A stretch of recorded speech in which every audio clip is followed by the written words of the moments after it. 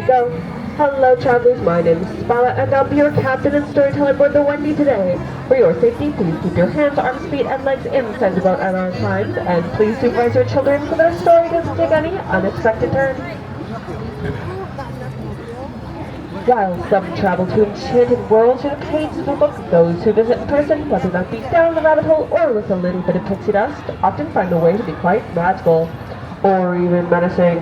But don't you worry, my friends, it looks like we're passing through the jaws of Monster the Whale, the very same whale whose wall of Pinocchio mind you. He's really just doing us a big old favor and transporting us to a magical place called Storybook Land.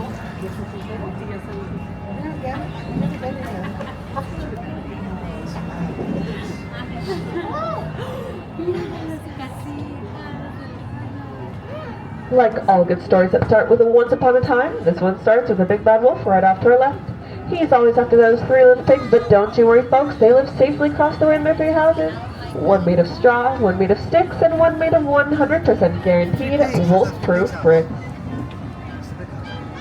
But then our story takes a strange turn.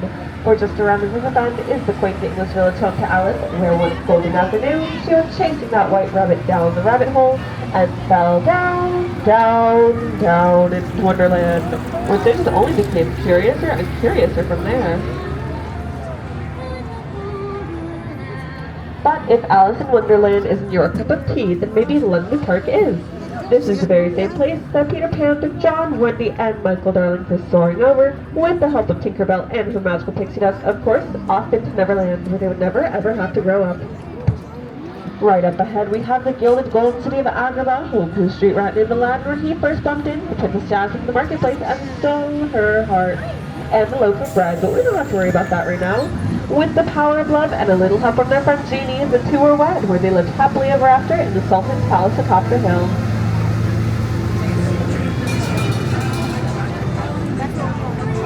Ah yes, life does shine bright here in Storybook Land, but never as bright as these shimmering rose-covered archways, the very same ones that took the Jasmine and Aladdin would soaring over, sideways, and under, off on the magic carpet ride to a whole new world.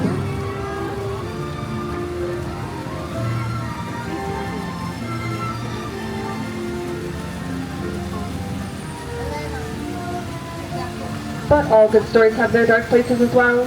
Places like the Cave of Wonders, home to Genie and his magical lamp. Legend has it whoever sets the genie free will be granted 3 wishes. Let's all make a wish inside and see if it comes true.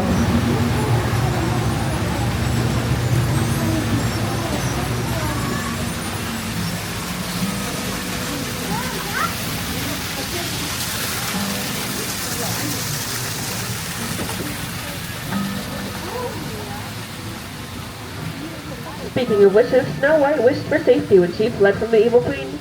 She was granted shelter in return for her kindness by the 7 dwarves, who, if you listen closely, can hear them whistle while they mine and work. Cinderella, on the other hand, wished to go to the ball, but her evil stepmother forbade it, locking her in her blue-roofed chateau. The fairy godmother granted her this wish, but when she didn't return home by midnight, her carriage turned back into a pumpkin, which you still see there sitting atop the bridge to her left today.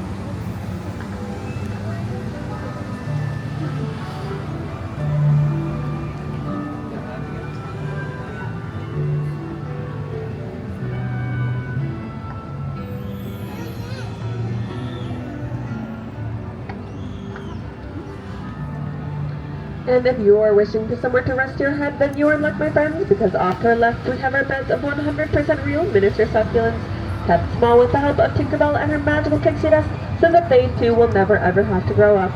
This scene is inspired by the 1933 silly symphony cartoon Lullaby Land, a favorite of master storyteller Walt Disney, who still inspires new stories to this very day.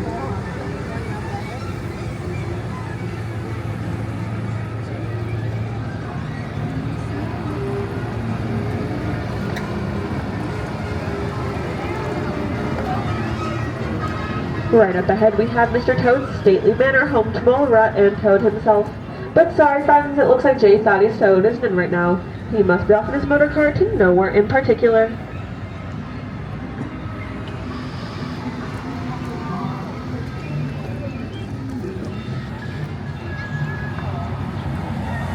Off to our left we have the icy frozen city of Arendelle, home to sisters Anna and Elsa. Together with friends Ben, Olaf, and Kristoff, they discovered the power of sisterly love, allowing Anna to once again ask, do you want to build a snowman? Just across the way, we have the cozy alpine village home to none other than Woodcarver Geppetto, where he wished for his wooden puppet Pinocchio to become a real boy. The Blue Fairy later granted this wish with no strings attached.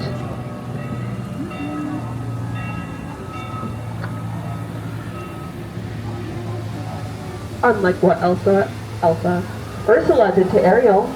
In fact, just ahead to our right, this is where Prince Eric first met Princess Ariel. She wished to ditch her fins from her unsteady legs and become part of our world. And the final stop in our journey is going to be the underwater city of Atlantica, right off to our left under that waterfall. This is where Princess Ariel starts first with her father King Triton and 6 other sisters. As our story comes to a close, my friends, I'm going to have you keep your hands, arms, and fingers inside the boat, and on my count of 3, we will all stand together to remain well balanced. But until then, I'm going to have you all please remain seated. On behalf of all storytellers here at Storybook Land, we wish you a magical rest of your visit at Disneyland Park.